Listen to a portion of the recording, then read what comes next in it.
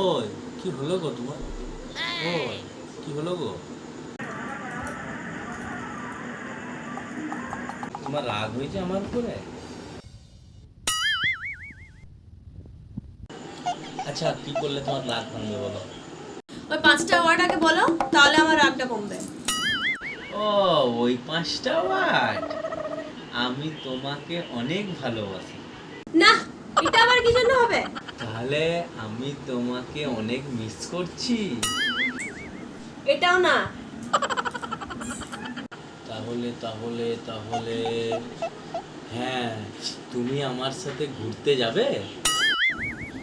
বয়ে গেছে। এটাও না। ও, বুঝে গেছি।